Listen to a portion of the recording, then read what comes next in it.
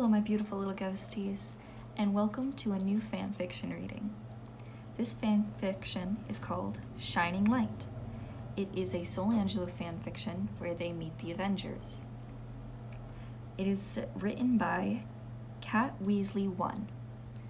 Please go check them out on Wattpad. They were incredible to work with. Very excited and very hyped for this.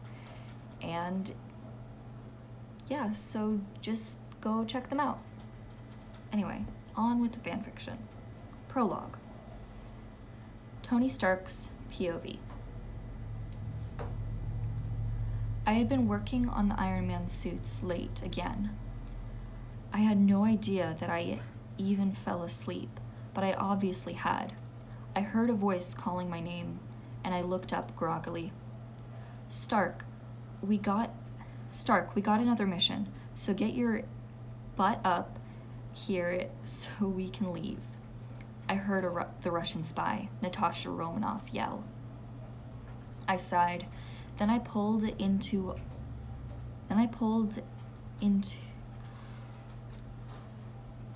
Sorry. I sighed. When I was pulled into all of this mightiest heroes business, I had no idea I would have to go on so many missions.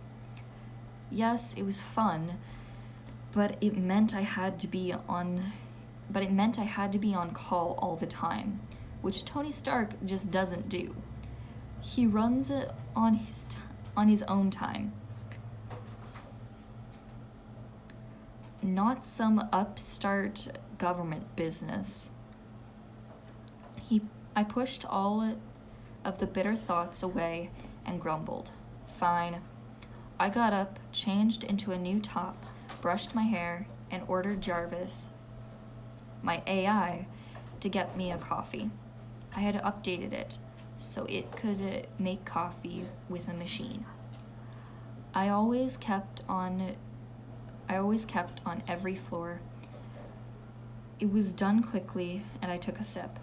Tony, the angry spy yelled. I'm coming, I yelled back, and burst through the door. She sighed. I'm guessing you want to know where we are going? I looked at my fingernails, which had machine grease underneath them. I really needed to fix that. Yes, I guess. Well, it's Washington Square Park. Hydra has been spotted with what the cameras see as flamethrowers. Well, that will be fun, I muttered, pressing a button to call the Iron Man suit. It flew piece by piece onto me. Natasha didn't blink an eye.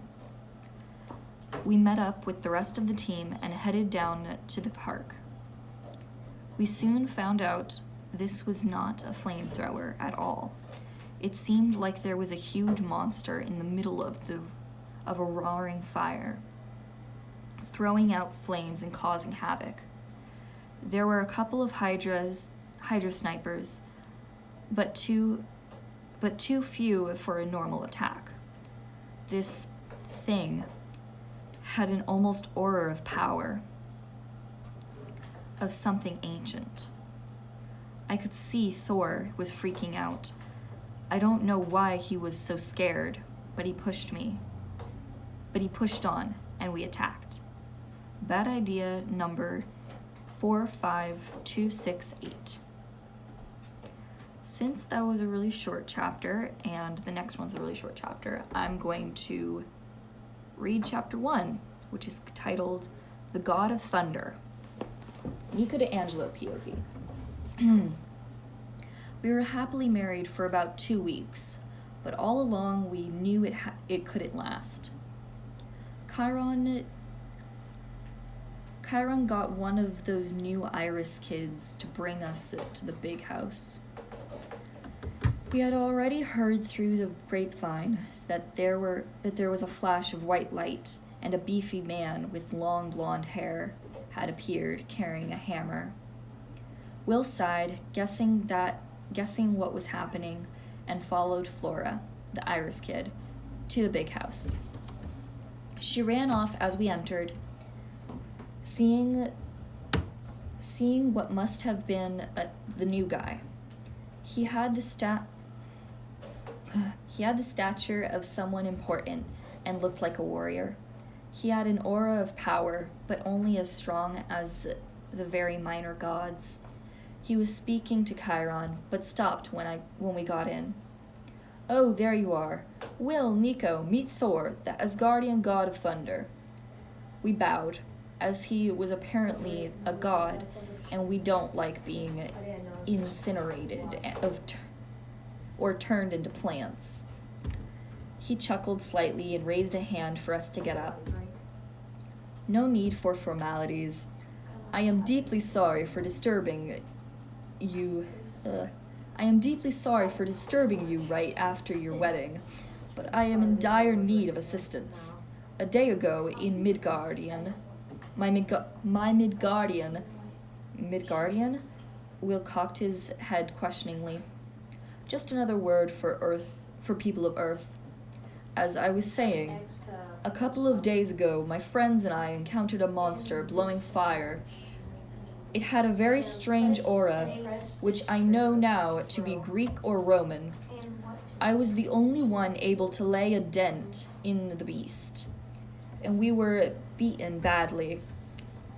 We need Greek or Roman demigods to join our team and help us fight these beasts.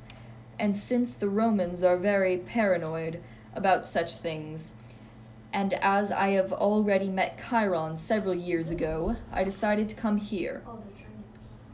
I just was able to not fall asleep through the speech. I understood what we had to do. Will gripped me by the hand and smiled into my eyes, giving me strength. "So what's the name of your team?" I asked. "So you're telling me that there was a whole attack on Manhattan while I was at that boarding school?" I yell and notice Thor backing away slightly. "Nico, we didn't fight in it. I didn't even know it until later. Besides, Chiron wouldn't have let us fight in it anyway." Will calmed me down, as always. "Chiron?" I turned to the old centaur, who nodded his head sadly. "It was not your fight," he replied. "Okay, fine," I say, admitting defeat. Then I turn to Thor. "When do we leave?" "As soon as you are both ready," he replied, a little quieter than his usual boom. We go back to our respective cabins and pack our bags. I bring a small backpack, as I only needed toiletries, clothes, and some extra weapons that wouldn't fit on my person. Will comes out with a small suitcase, probably half filled up with doctor supplies. We pop into a couple of cabins to say goodbye, but we don't stay too long, as none of the 7 is at camp. "Ready?" Thor asks. We nod, and he brings his hammer up to the sky and calls out to someone, saying something I didn't quite catch. We were transported in a beam of light to the lawn next to a gigantic tower. Alright, that will be all, my beautiful little ghosties. Good night, sweet dreams. Please go check out the author. Such a sweet person. And yeah, good night, goodbye.